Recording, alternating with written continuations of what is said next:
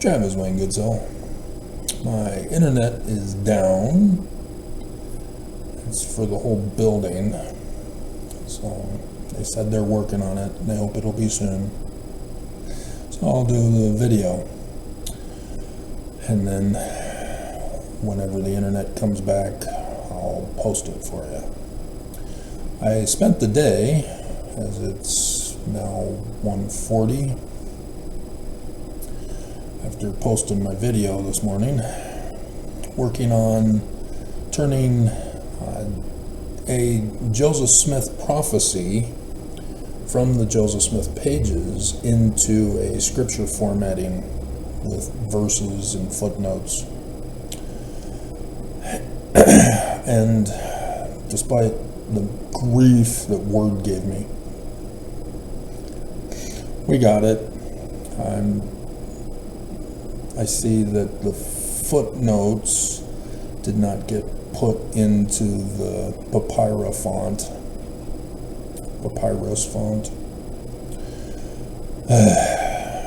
Anyway, I got it done.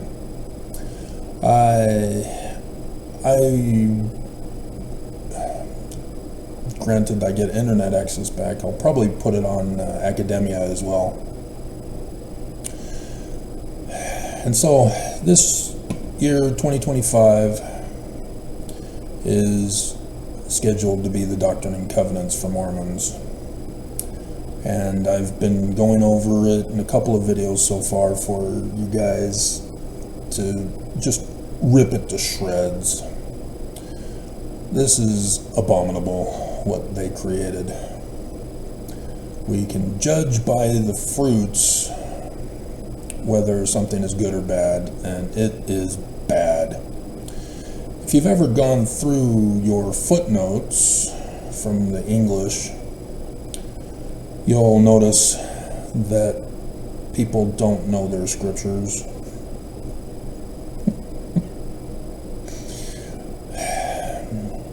And even Bruce R. McConkie has a number of errors that need to be fixed.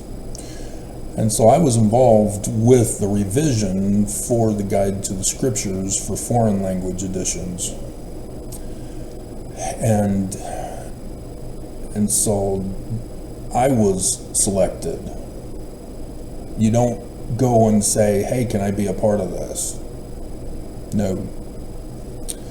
The president of the church puts out the command down the chain to the supervisor in what's now called the priesthood department, and he begins making that, well, at least the font, because I was worried that the font wouldn't work, but God. Don't judge me by my poor usage of Word. Judge it by the content.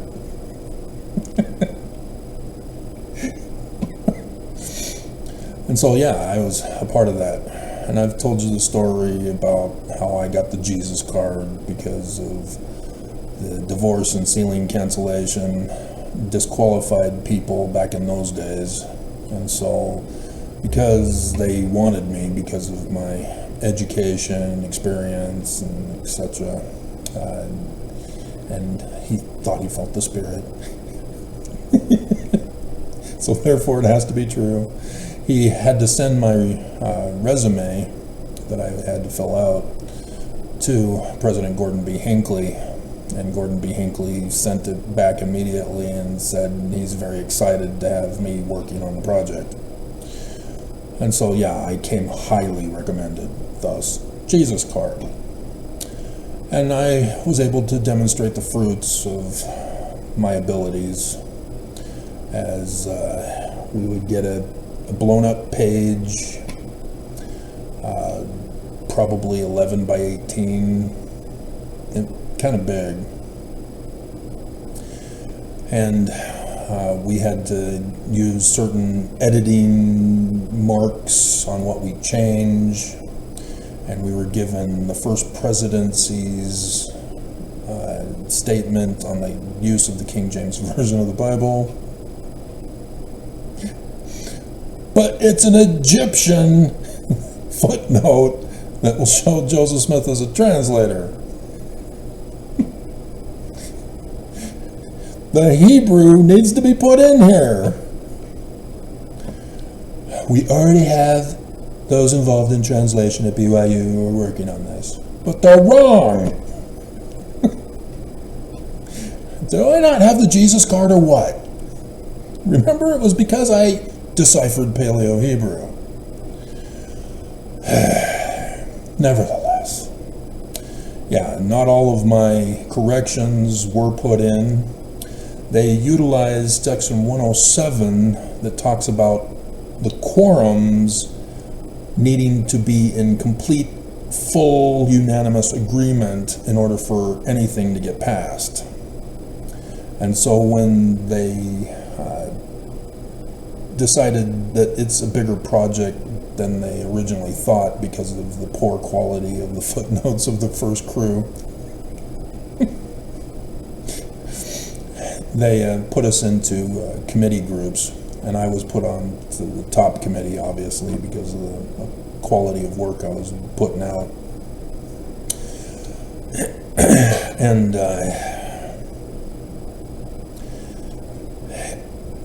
And so all four of us needed to agree on every change, or if it's all correct, in order for it to be approved. And if there was a disagreement, which there often was between David and I,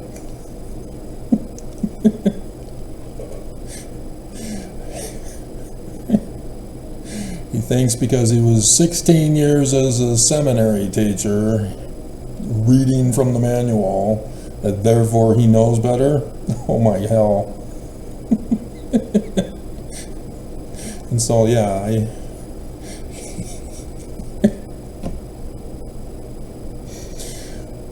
David, we were told we need to only footnote to other scriptures, or if a president of the church has said it over the pulpit of conference, we need to put that in a note to put with this document to justify the change of the footnote.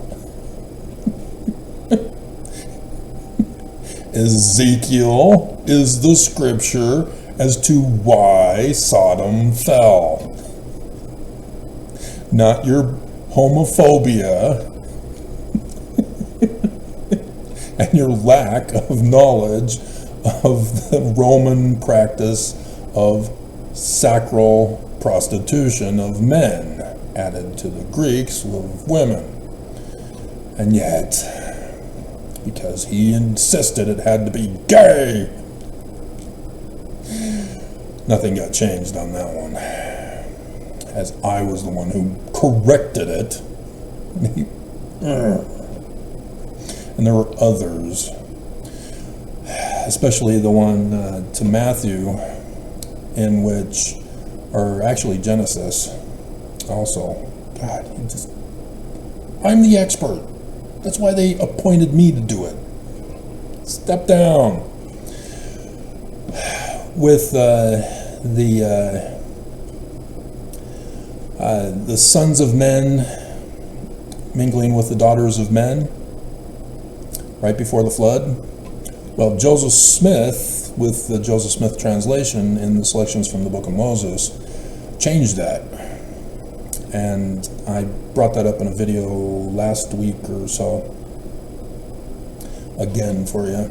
But Joseph Smith says it's the daughters of the sons of men who were marrying the sons of, or the sons of God marrying the daughters of men, or the daughters of the sons of God marrying the sons of men.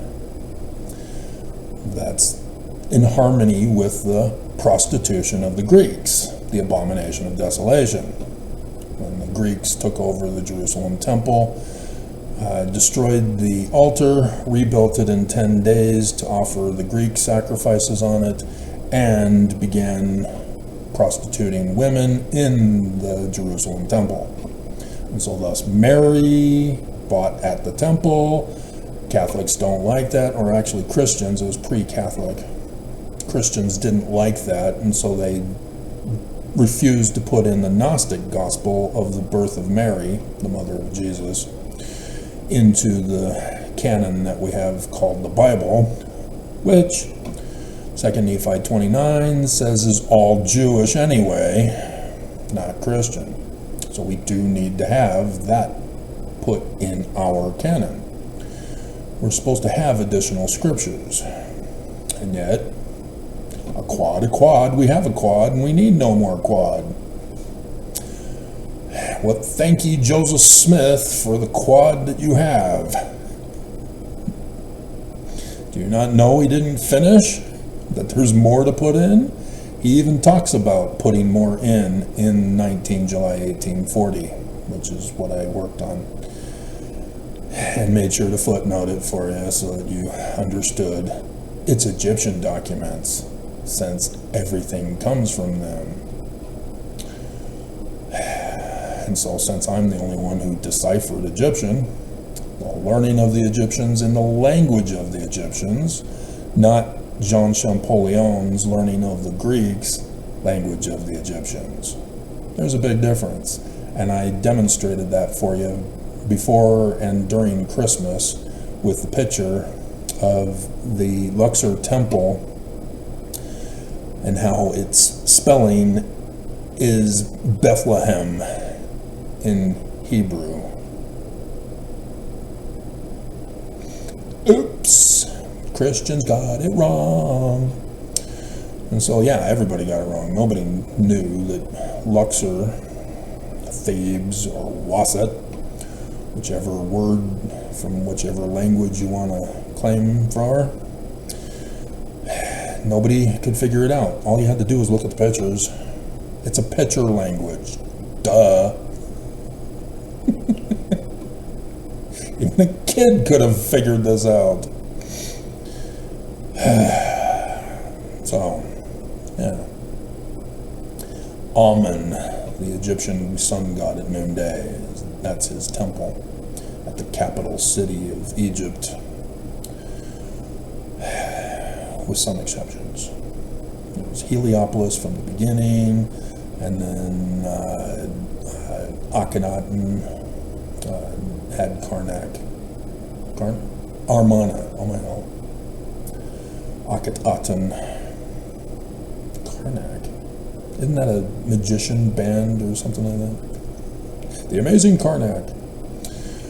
Anyway, no, that's also, it's also in Egypt. So, yeah, I was able to read over the scriptures, and my associative memory would present to me what other scriptures corresponded. And if I saw that a particular word that I had an associative memory for, I'd check to make sure it wasn't already there, and either moved on if it was there, or put it in there using the annotations that we were supposed to put for editings. And I was so fast that I had to ask the second week if I could come in whenever I finished them. Because normally everybody who was doing this project would receive them on Tuesday night. That's the Tuesdays was the night for doing this. And then we'd take home the assigned work, which was usually just a couple of pages at a time. And I think actually the first time I came back, he asked if I wanted to take more home. I said, yeah, sure. And so I was doing about 5 at a time. And so the third time I came back was when I asked, if I finish early, am I allowed to come back during the week and get more? Yeah. And he's checking my work when I turn them in. And he sees how well I'm doing. He initially said I don't need to make the changes in the footnotes, just any IEs and ORs, get rid of them, and if there's a guide to the scripture that can be put in their place, great. If there's a guide to the scriptures that can be put in place of a TG or a BD, Bible Dictionary, Topical Guide, do that, because those got to go. And if there's any other word that I find as I go through that could use a guide to the scriptures, put that in. They gave us a guide to the scriptures, and I went through it and realized it was all crap. Eventually, the supervisor said, if any of you have any suggestions for changes or new stuff for the guide to the scriptures, please let us know. But it's a higher priority to get the scriptures right. For me to do it for the guide to the scriptures, they would not be happy.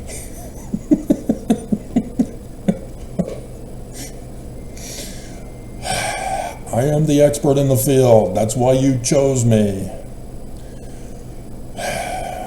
Trust Travis. Nobody does. But anyway, and so yeah, I was going so fast and doing amazing work. Everything I do is amazing. By my fruits you shall know me, and they knew me. And so when Farms found out I was involved, they called him to have me removed. And he said, I can't. He's got the Jesus card. And then David goes crying and complaining, I want Travis out. He's not allowing homosexuality.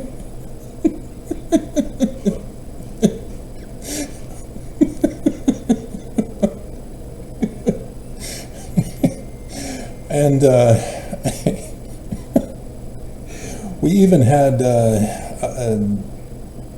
unanimous agreement to change the heading for the, is it 48 with Tamar? That not even the Jews really like to read over. Because it makes men uncomfortable. And we all agreed that Tamar is not a prostitute. And yet Bruce R. McConkie calls her a prostitute. And so we wanted to have that removed.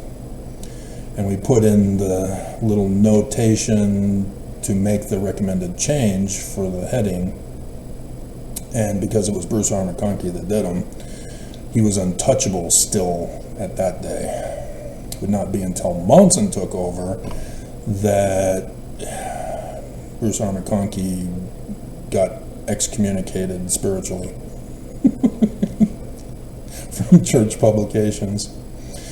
But they have not done an English version of the revision that we did. Only in the foreign languages do you see our work. And so, yeah, I'm highly qualified to do this project. And so, yes, every single footnote is important to look up. Whereas when I was involved with the first run of the original footnoting in seminary and they told us to use them, I used them, and other people who would do checks got confused. Why is this footnoted to this? I don't understand. But they wouldn't do a thorough thing. You know, it was just the luck of the draw when Mormons do actually look at the footnotes that nobody understood the footnote and got confused and errors ensued and blah, blah, blah. And so, yeah, it's important to get the footnotes. And that was even drilled into us. You know, not just to make sure that it's a scripture that it's footnoted, or the president of the church at conference, but that we can't put any of our opinions in there. Because if we were to put our opinion or an error of footnoting or translation of the BYU boys, the nightmare scenario that they told us is that a president of the church is going to be made a fool of at the pulpit of conference. You should have trusted Travis.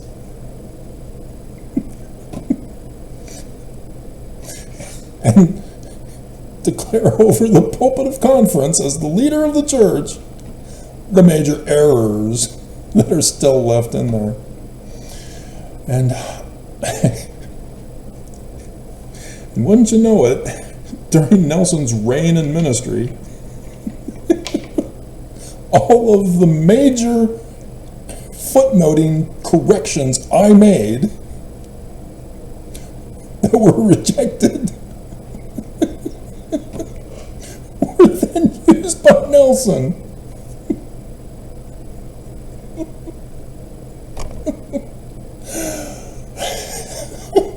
And so we were under strict command not to pull that kind of a stunt to humiliate the leader of our church. Should have trusted Travis.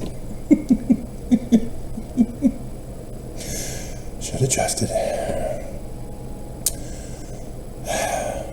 Just hilarious. So, yeah, this was quite a project. Took me several hours to do. It's only 3 pages, technically 2.5 with the columns. It's just the one column and a little bit over on the other side. You've already seen it. But, yeah, this is,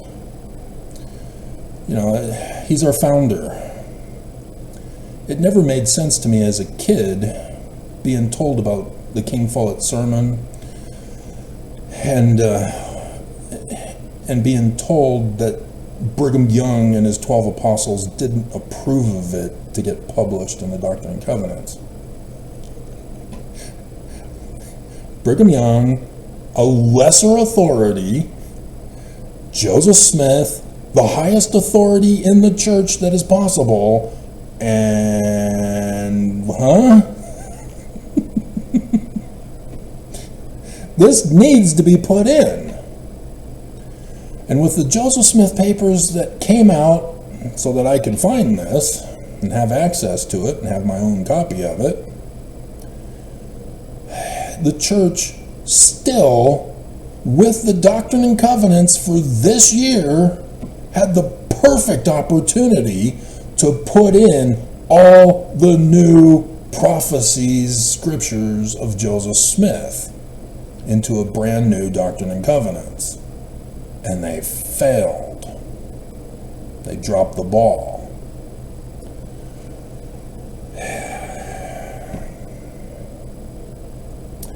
And so that's sad that they didn't care to even do that. That they're still, they're removing scriptures from the manual, about the Christ. Anybody watch those videos?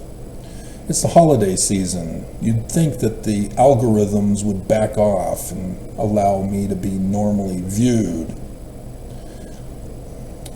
Nope. The algorithms are able to run on their own, Travis. It's AI. Just like the Terminator. It runs on its own according to the programming. And yeah, you have to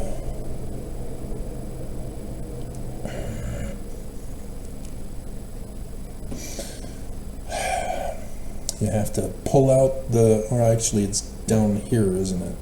The nuclear bomb that's inside of them running them.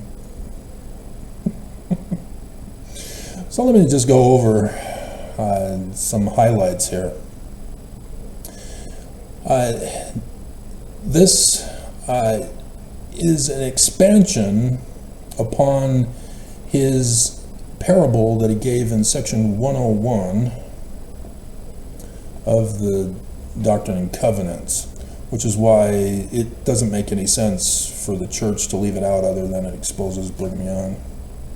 Actually, I did not see that.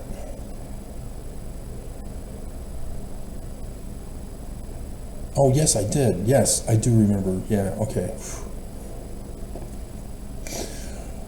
But that's why, is that this church was founded by Brigham Young, turned everything Christian, destroyed the temple, began prostitution of women with section 119.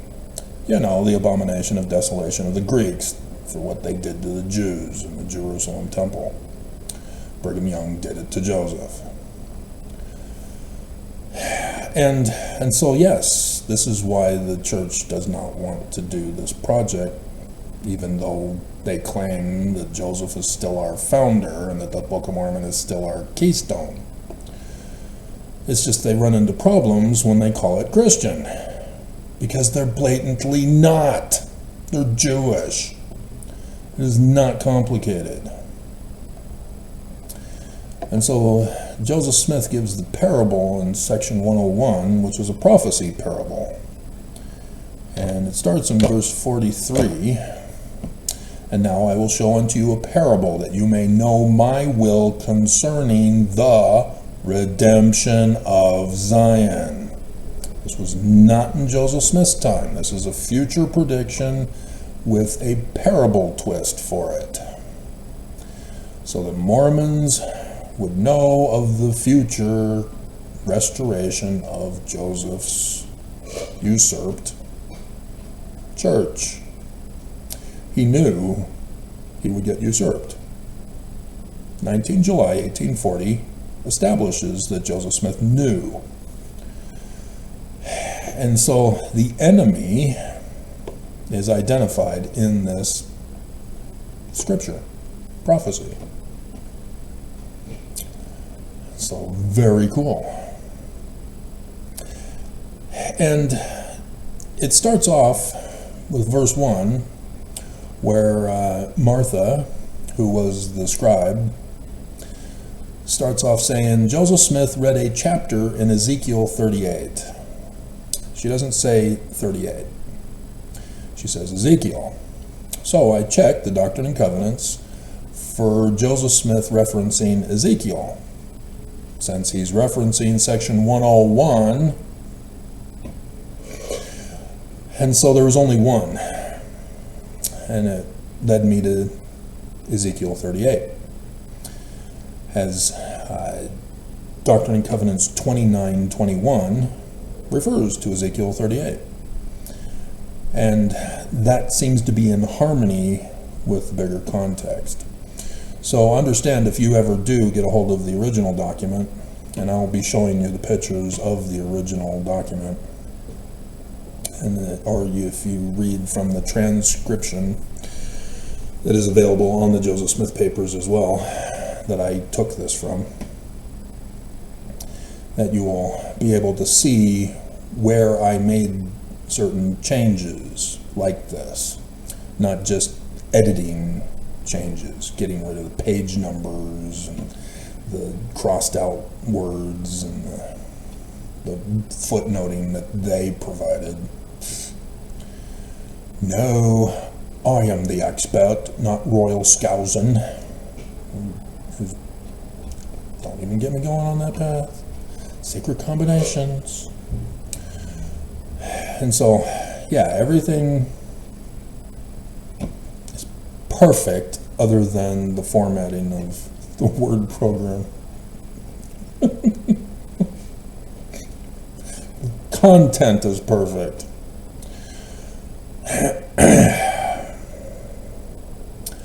All right, and so he's then goes and talks about the parable of the 12 olive trees from section 101, verse 43. And so he's giving you some additional information behind this. And so, knowing of Joseph Smith and his other prophecies, knowing of the learning of the Jews and all of the Bible stuff and extra stuff that Christians didn't approve of, and the Egyptian documents that are the source origin, there's some important things in here for you to know and understand. And you should use this with the Doctrine and Covenants parable, even though you shouldn't trust the footnotes or the manuals. Use this.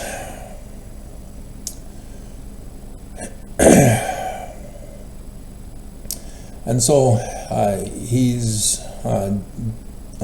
we'll just do highlights here so that we can keep it as short as possible. Hey, the internet's back.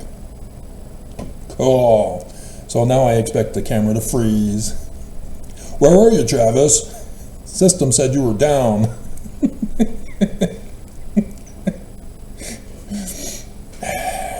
And so in verse 2, as I designated it, the olive trees are 12 stakes which are yet to be built.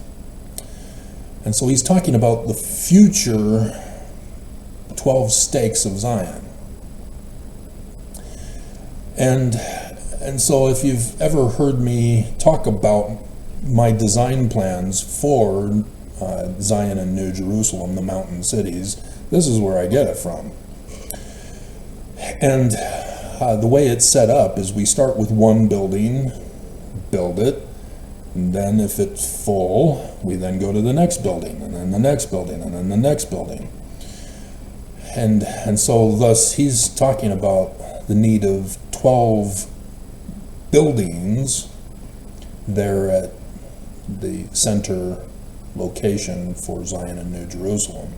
But Zion and New Jerusalem are the two main centers, cities. We're talking cities here. The best example are people who have painted the Tower of Babel. And there's some cool ones. And there's one that's close, probably the closest to my design that I had come up with while I was falsely accused of being a terrorist when all I did was file a petition for a redress of grievances with the state of Utah against the church for their abusing me because I'm a translator and they're not. So they wanted to punish me and hide me and disappear me and torture me unto death, but I got out. I did that story the other day for you again. Anyway, and so all Mormons believe that it's the temple lot in Independence, Missouri. Jackson County, Missouri. Joseph Smith makes that very clear. The olive trees are 12 stakes which are yet to be built. He's already designated the temple lot in Independence, not the temple in Jackson. The latter-day Zion is not Independence, Missouri. And this is why I'm concerned, is because I know where we're supposed to go. I know where we're not supposed to go. And if there is no fall of the great and abominable church, and if there is no transfer to me that all Mormons know, Mormons will never know where to go. Thus, why I'm hoping that this will help Mormons realize Independence is not where Zion is. But YouTube still has their stranglehold on me after all these years, after my #1 video showing that I'm a seer, prophet, revelator, and translator, and Nelson isn't. So yeah, I'm being cyber terrorized on YouTube because of who I am and who Nelson isn't. So that one was really cool. And the next highlight to bring up for you,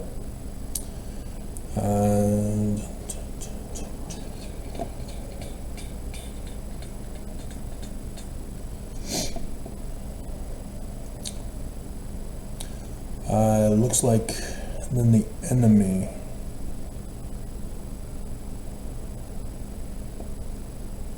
Okay. Then the enemy, this is verse 51 of his parable in section 101, shall come as a thief in the night. And so I was able to put in, because I don't know why Royal couldn't figure this out. You just reference 101, you see what's missing, and you put it in. Real simple to do. And broke down the hedge, and the servants of the nobleman arose and were affrighted, and fled. And thus the enemy did scatter the servants abroad. Is added. So I was able to merge the two together for you to get extra information about the prophets fleeing when the enemy comes. The enemy is the church. They paid the Judas price to have it done. And in the coming days, this year, within the next 3 months, it's expected that this will happen. And Trump already says he's going to do it. You know, you have Curtis. Do I still have that paper? In the news, because I told you, every single Mormon in Congress voted against passing the financial bill. That also forgot the debt ceiling increase. No.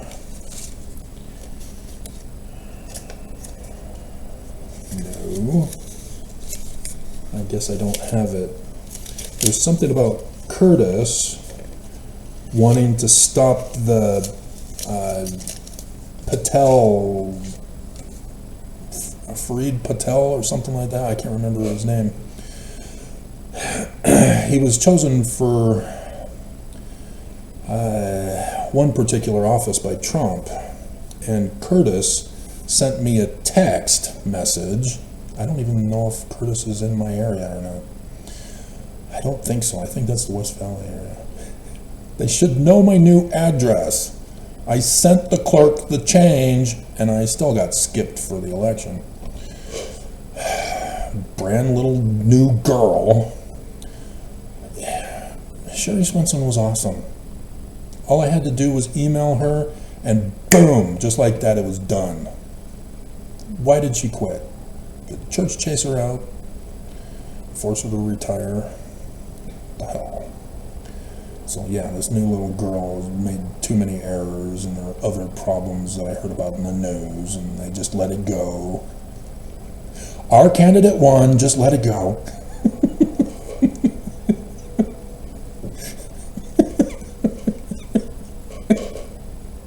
I warned you, the church wanted Cox. Lyman knew better.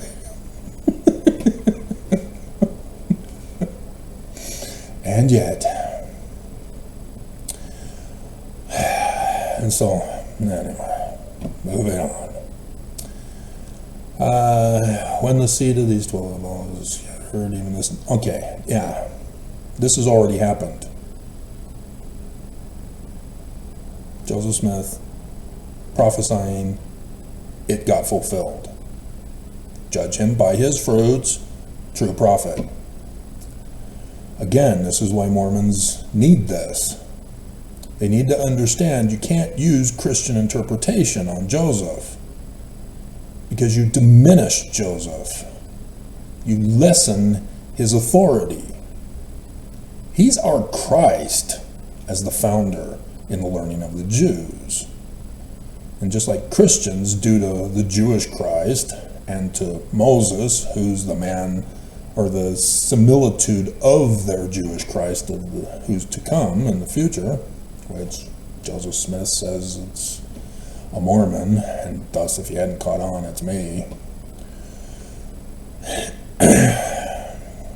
It's extremely abusive. This is beyond racial, bigoted, religious hatred. This is to the level of why there are holy wars and holocausts of the Jews, is because of this level of hatred, of just pure ignorance, illiteracy, and just refusing to want to know truth, embracing fallacious arguments, and just lying to claim that it's true. That's an evil that just shocked me as a kid when my sister denied doing what she did. And I could see that she knew she was lying, and she still wouldn't retract.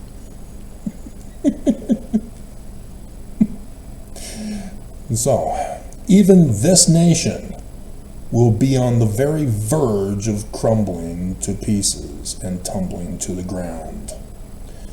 And when the Constitution is upon the brink of ruin, it's already fallen. Joseph Smith knew of the danger our government and our Constitution would be in, that the enemy would destroy the Constitution to destroy the federal government. And we see this in 3 Nephi chapter 7, verses 1 to 2 and 5 to 6. Correctly footnoted. And so it says that Mormons would be the staff upon which the nation should lean. And so it only will happen now with the building of Zion and New Jerusalem, that our Constitution in Zion and New Jerusalem will be the staff, the ensign to other nations as they want to see Zion and New Jerusalem and how it is built and how it is run. Joseph Smith even talks about using this for an educational place, which is kind of cool. So it'll have to... Isaiah says that the word of the Lord shall come out of Zion and the law from Jerusalem, right?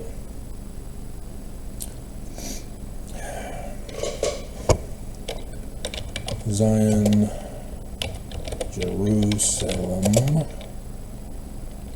word, law. Isaiah 2:3. And many people shall go and say, Come ye, let us go up to the mountain of the Lord, hint, hint, to the house of the God of Jacob, and he will teach us of his ways, and we will walk in his paths. For out of Zion shall go forth the law, and the word of the Lord from Jerusalem. Okay.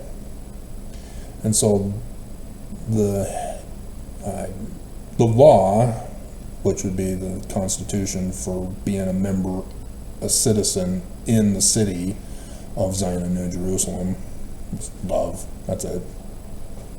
Want to help prosper other people by providing to the storehouses. Already explained that for you. And so then Jerusalem would be the word. And so we'd use that for the educational places. But we can even use a computer system for education. It just depends on the subject matter and how the individual students at whatever age learn best. Because our current public school system forces kids into one method of learning, and occasionally there'll be a new thing to teach kids with. And we're seeing with the new technologies that are coming out that students are not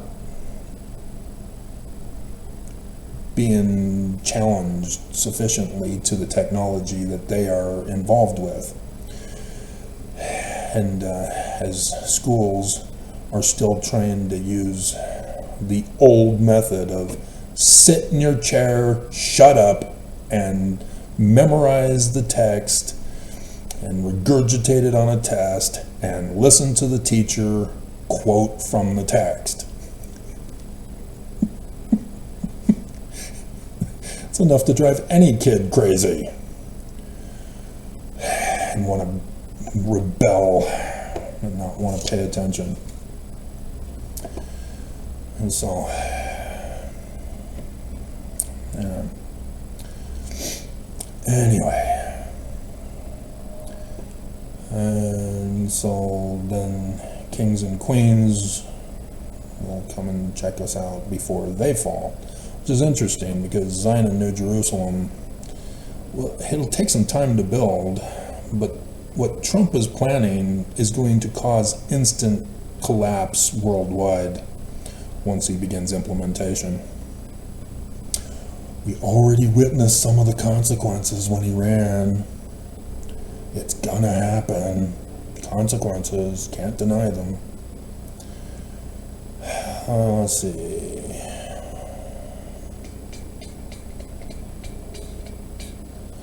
And so, yeah, it talks about the gathering from the 4 quarters of the earth to come to Zion must needs flee. Probably could have put in section 45 to flee from sudden destruction. So that's where I'm kind of wondering for the initial getting to Zion, if it happens before Trump takes office, or if the prophecy of George Albert Smith is true that he won't take office. That the kings and queens would assist in getting the Mormons outside of America, to Zion. But again, that would require the fall of the Great and Abominable Church, the transfer of authority, so that all Mormons know it's me. So when I put out the 133 call out through your bishops, you would know to come. And then that's where the foreign kings and queens rulers would assist in getting Mormons who want to come to Zion to Zion. You're not forced to come to Zion. That was Brigham Young. That's Nelson. It's not me. If you don't want to come, we don't want you. Because all you're going to do is ruin it for everybody else. You can't have that. In order for Zion to last a millennium, it's got to be on the principles of righteousness, not on the principles of taking away agency, bullying, and abusing people, and stealing, and committing crimes, and rapes, and all that stuff. There must be peace. Alright, so here's the big thing that this didn't get published for, verse 7. But before this, the time shall be when these who are now my friends shall become my enemies. Enemy, enemies. And shall seek to take my life. And there are those now before me who will more furiously pursue me, and more diligently seek my life, and be more bloodthirsty upon my track than ever were the Missouri mobbers. Note the footnote. You say among yourselves, as did them of old time, is it I, and is it I? That's the Last Supper. Brilliant of Joseph to use that to expose that it's the 12 of Brigham Young. Things I know by the visions of the Almighty. There's only one passage that connects visions with seer. Anyway. Alright.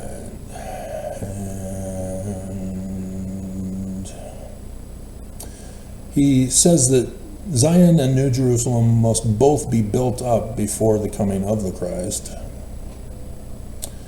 That's what Joseph was hoping to do, but he did know that he was going to die, and knew that it would be more than 40 years before the work would be completed and accomplished. These cities are built, then shall the coming of the Son of Man be. And so I put the dates of the scriptures when he's coming.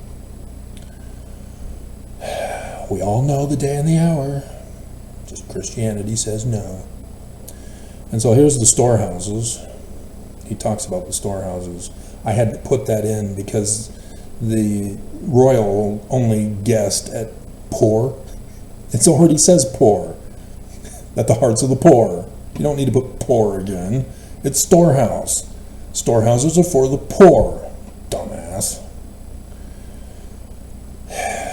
And so he says, now let all who can coolly and deliberately dispose of their property come up and give of their substance to the storehouse. Hello? Not to the poor. Storehouse. That the hearts of the poor may be comforted, and all may worship God together in holiness of heart. Come, brethren, come all of you. And so he's saying several times here, I prophesy. Very clear, and yet this church will not publish it because it exposes Brigham Young as the false Christ, false prophet. And so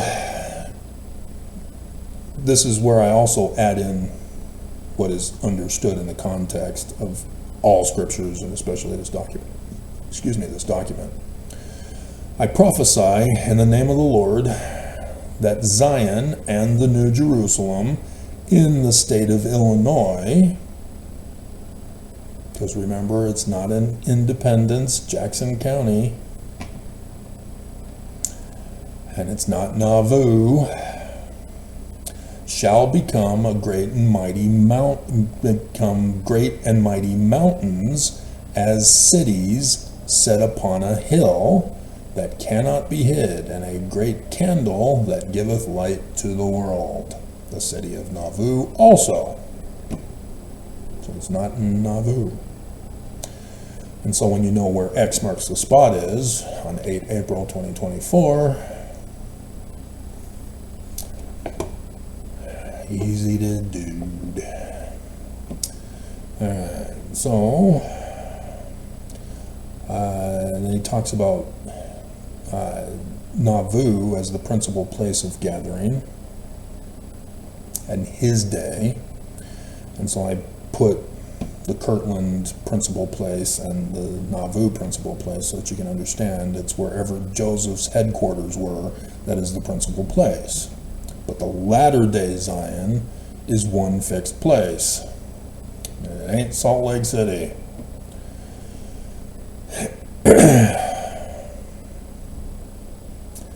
I'll sell you lots without money and without price. I should have done that also to 2 Nephi 26.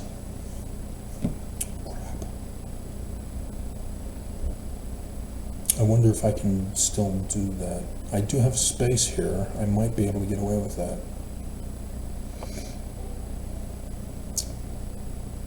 I have to redo these. Let's see, it would be 10B. Yeah.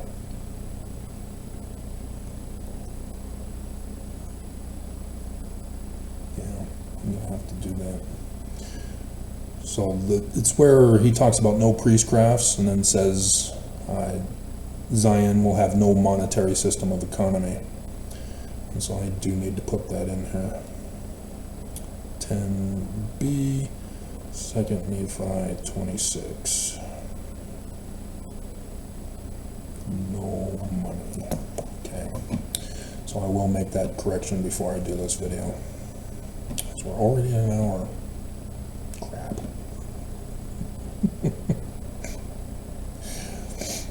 Alright. And so, yeah, Joseph is is talking about his day, about people joining to help build Zion, but it could also apply to the latter-day Zion. As you'll have Fox News freaking out with caravans of Mormons exodusing to Zion. They'll be coming up with these news clips. They betrayed you. You watched them faithfully all your life, and you voted for Trump, and you wore the number of the beast in your foreheads, and still they betray you. How could they? All right, build a temple. Yeah, I get to make the correction. Joseph Smith knew it correctly. We will build upon the top of this temple. And he even says top stone later on at the end. The chief cornerstone of the cornerstone. No! You humiliated the living prophet of Jesus. The top stone. Hilarious. Here it is. Then comes the ancient records. Yea, all of them, dig them. Yes, bring them forth speedily. And so I footnote to the Egyptian document scriptures. So let you know, and that will be one of my major projects. Not only translating the ancient records for you, but also providing you with a learning of the Egyptians, language of the Egyptians, alphabet, sign list, and grammar, and sentence structure, how to translate them, which is not what you're used to from Latin-based languages, alphabets, languages. And yeah, I've already got my Paleo Hebrew on academia.edu for you. Then shall the poor be fed by the curious. Let's see. Schoolhouses shall be built here, and high schools, referring to higher education, colleges, universities, shall be established, and the great men of the earth shall send their sons here to board while they are receiving their education among us. Even noblemen shall crave the privilege of educating their children with us, and these poor saints shall chink in their pockets the money of these proud men received from such as come and dwell with us. You know, it's free education, no money payment. But in the sense that people who are in Zion have to provide the storehouses with supplies for all to partake of, those kings and queens, instead of giving money, would give to the storehouse to have their child educated in Zion. That would be how it would work instead, because there's no monetary system of economy.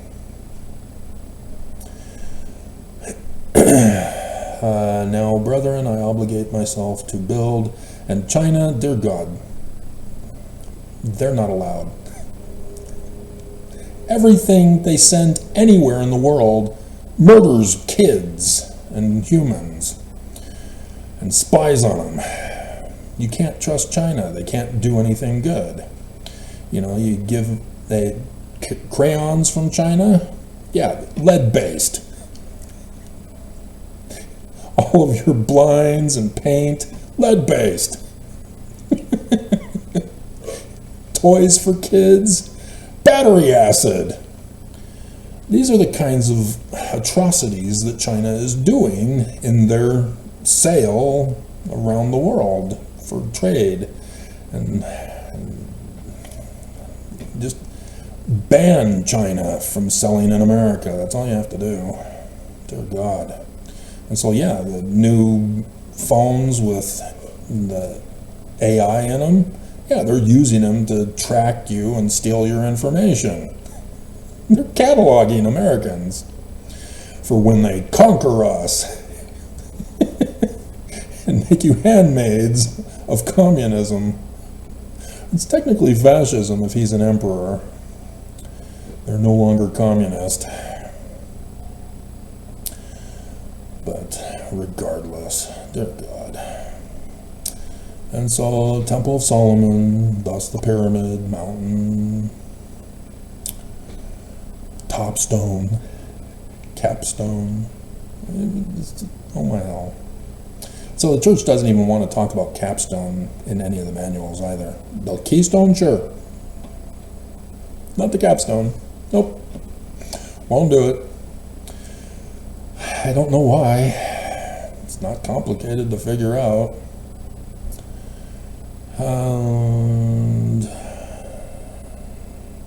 And so here's the Exodus to Missouri, or the Exodus to Zion. When these saints shall ride proudly over the mountains of Missouri, and no Gentile dog, Christian, nor Missouri dog dare lift a tongue against them, but will lick up the dust from beneath their feet. This indicates that there is destruction for when we go back.